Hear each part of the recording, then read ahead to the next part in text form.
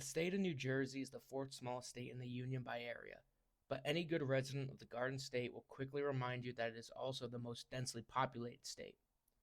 This fact is not lost on those from outside the state, as New Jersey is often depicted as one large suburb of New York City and Philadelphia, with images of urban sprawl and strip malls ingrained into the average American's mind. While those who live in New Jersey realize that there is much more to the state than the highly packed suburbs, it is true that it is one of the most suburbanized states, with major cities being replaced by large suburban towns spread out across the state. This was not always the case, however, as prior to the Second World War, New Jersey's population had largely been split between major urban centers and rural regions, with only a small amount of wealthy suburbs out on the outskirts of bigger cities, such as the Oranges outside of Newark.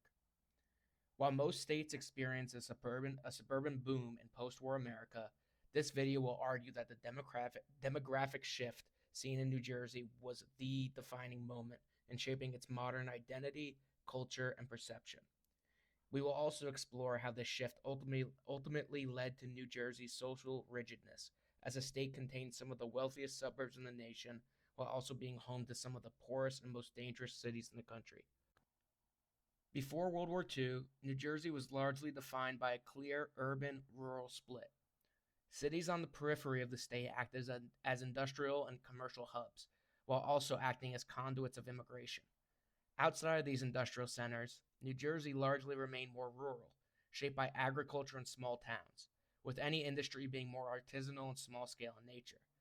Political power was subsequently divided between these two groups, with the traditional rural conservative, urban liberal split being present. While there was most certainly inequality at the time, particularly based on race and sex, there was a somewhat even balance of power between the rural and urban regions of the state, acting as the binary political split. This meant that while the two differed in lifestyles and culture, the urban and rural regions were still able to be faithfully represented on the state political stage.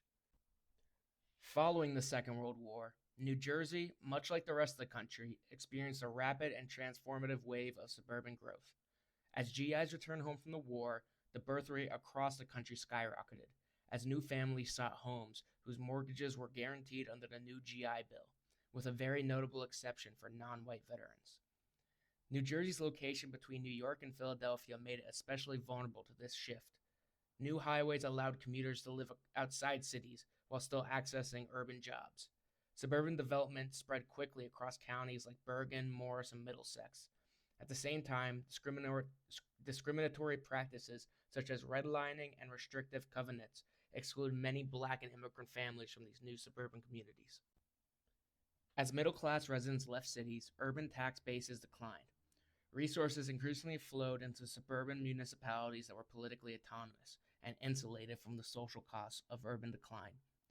This new phenomenon was described in the 1950 New York Times article by Richard Pape, stating, "The northern New Jersey counties are a prime example of the current suburban boom, and like all the rest of New York suburbs, are cutting a tortuous path through the maze of social, political, and economic complication such growth brings." Even as early as 1950, the rapid transformation of the state caused by the suburbs was being noticed, as more and more resources and attention were being shifted from the traditional urban and rural communities to the more affluent and rising suburban middle class. Looking at the U.S. Census report from the years 1940 to 1960, we can also see the clear demographic shift that occurs as New Jersey suburbs were created. Counties that are now synonymous with suburban New Jersey grew at rapid rates, with Morris and Bergen County experiencing 109% and a 90% growth rate over the 20 years, respectively. Simultaneously, traditionally urban counties like Hudson County experienced a 6.3% decrease, despite the state's overall wide growth rate of 46%. Beyond the physical and demographic transformation that was brought on by the rise of the suburbs, American suburbia also led to a new dominant culture that is still prevalent to this day. As families left the traditional urban centers, they moved into newly built and meticulously planned communities that envisioned a new way of life. As was reiterated in Crabgrass Frontier by Kenneth Jackson, the suburbs did more than provide housing. They created a mass-produced environment that shaped family life and political values. Suburban communities were designed around private space, automobile use, and local political control.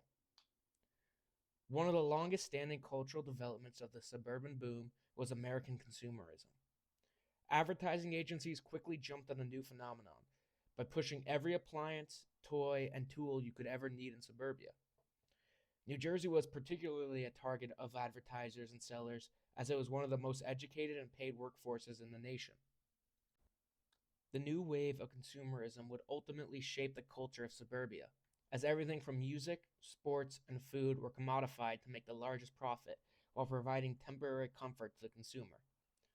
This new suburban culture in many ways replaced the more authentic and traditional culture seen in cities and rural parts of the state, as conformity was prioritized.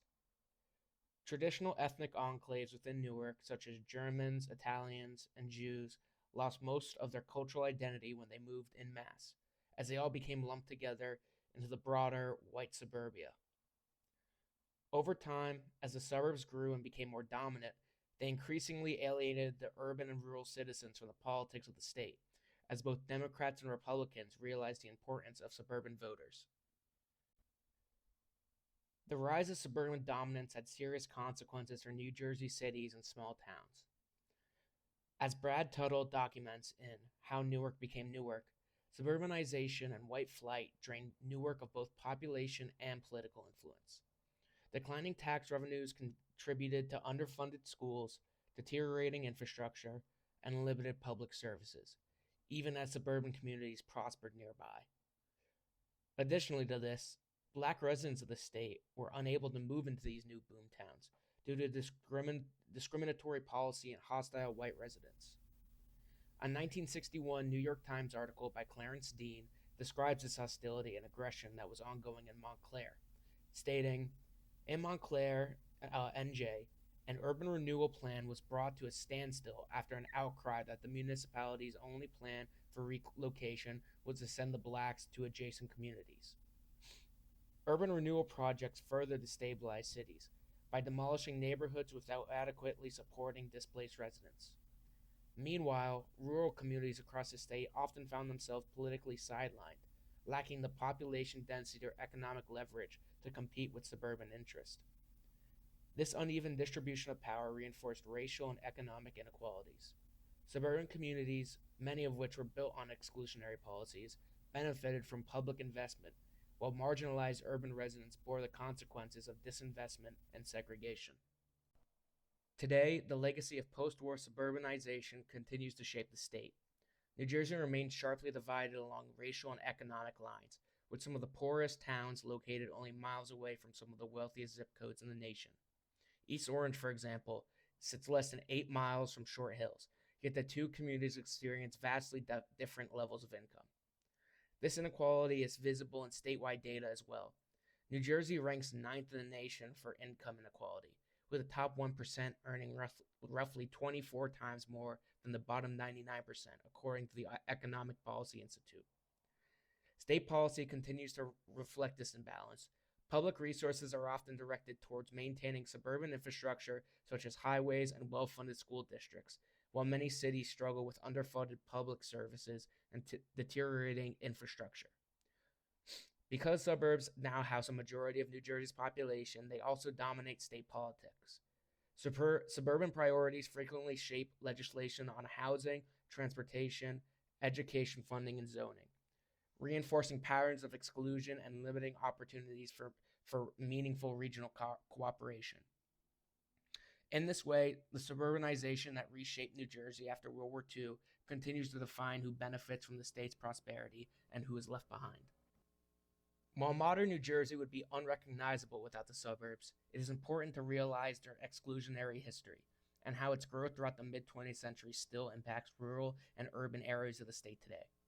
It is also necessary to understand the phenomenon of suburbanization in order to understand the modern politics of the state and the wider nation as a whole, as suburban communities are often overrepresented due to their economic and social leverage. Because of this, us residents of New Jersey have to work together to create a path in the future that breaks down the barriers that were raised in the past.